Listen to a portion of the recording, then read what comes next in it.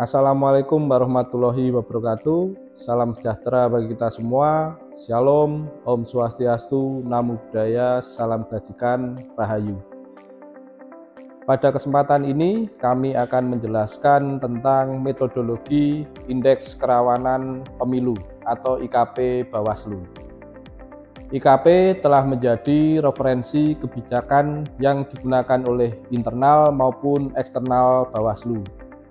Maka dari itu, pengembangan kajian dari tindak lanjut IKP penting dilakukan untuk memperkaya ilmu pengetahuan kepemiluan yang dapat dijadikan referensi oleh siapapun dalam menyusun langkah kebijakan, strategi, dan program pencegahan. IKP itu sendiri telah dikembangkan Bawaslu sejak 2014 sebagai early warning system untuk mencegah pelanggaran pemilu berdasarkan Undang-Undang Nomor 7 Tahun 2017 tentang Pemilihan Umum. Metodologi IKP ini sendiri terdiri mulai dari kerangka konseptual hingga kategorisasi indeks. Tujuan Indeks Kerawanan Pemilu atau yang disebut IKP, pertama, melakukan pemetaan kerawanan pemilu dan pemilihan untuk setiap tahapan pada tingkat nasional. Kedua, melakukan langkah strategi pencegahan pada potensi kerawanan pemilu dan pemilihan. Ketiga, meluncurkan pemetaan kerawanan pemilu dan pemilihan serentak yang akan datang. Konteks sosial politik terdiri dari 3 subdimensi dengan 16 indikator. Penyelenggaraan pemilu terdiri dari 5 subdimensi dengan 24 indikator. Kontestasi terdiri dari 2 subdimensi dengan 15 indikator. Partisipasi terdiri dari 2 subdimensi dengan 6 indikator. Kerangka IKP 2024 dibangun atas 4 dimensi utama. Pertama, dimensi konteks sosial dan politik. Dimensi ini mencakup faktor eksternal yang mempengaruhi stabilitas pemilu, seperti keamanan, konflik sosial, bencana alam maupun non-alam, hingga keterlibatan aparat pemerintah daerah. Subdimensinya antara lain keamanan, seperti adanya potensi kekerasan berbasis sara, intimidasi terhadap pemilih, atau kerusuhan politik. Yang kedua, otoritas penyelenggara pemilu, terkait kinerja KPU, Bawaslu, putusan DKPP, serta tindak lanjut rekomendasi pengawas. Yang ketiga, otoritas penyelenggara negara. Ini mencakup netralitas ASN, TNI, Polri, hingga penyalahgunaan kewenangan oleh kepala daerah. Dimensi yang kedua, dimensi penyelenggaraan pemilu. Dimensi ini menilai potensi kerawanan terhadap kualitas proses penyelenggaraan pemilu. Subdimensinya meliputi hak memilih, misalnya pemilih yang memenuhi syarat tetapi tidak terdaftar dalam DPT atau adanya pemilih ganda. Yang kedua, pelaksanaan kampanye, contohnya pelanggaran kampanye, ketidaknetralan penyelenggara, atau malpraktek maupun manipulasi yang dapat menimbulkan gangguan terhadap proses kampanye.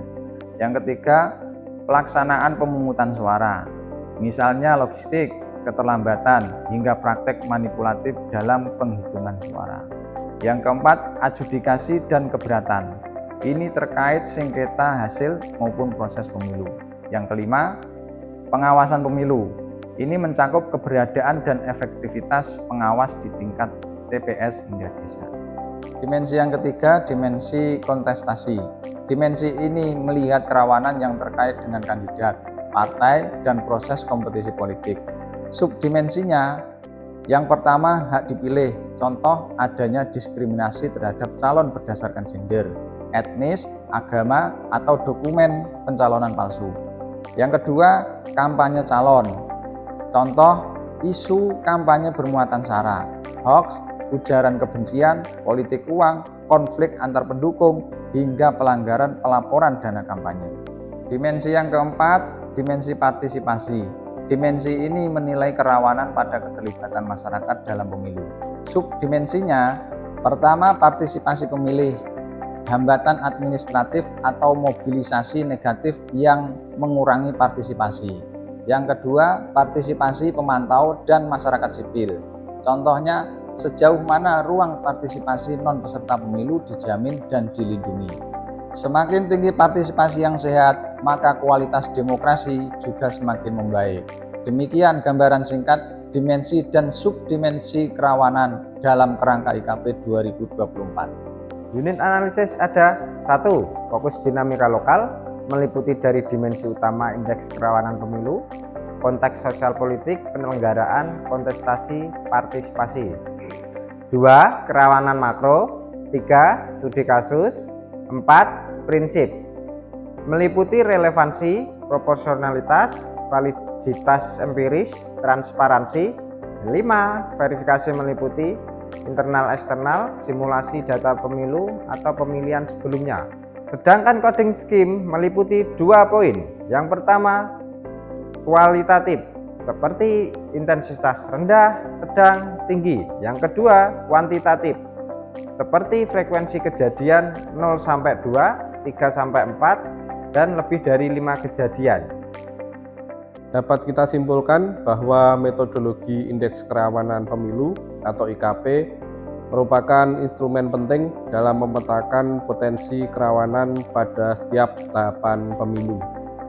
Melalui pendekatan yang sistematis, berbasis data dan analisis yang terukur, IKP membantu kita untuk mengidentifikasi resiko sejak dini sehingga langkah pencegahan dan mitigasi dapat dilakukan secara tepat dan efektif. Dengan memahami metodologi IKP, diharapkan kita semua dapat berperan aktif dalam menjaga kualitas demokrasi, meningkatkan pengawasan, serta mendorong terselenggaranya pemilu yang aman, jujur, dan adil. Demikian materi program Bawaslu Membelajarkan yang dapat kami sampaikan.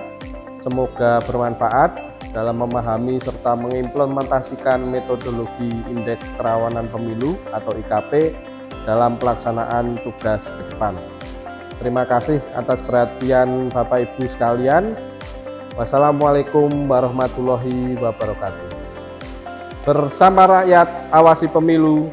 Bersama Bawaslu, tegakkan keadilan pemilu.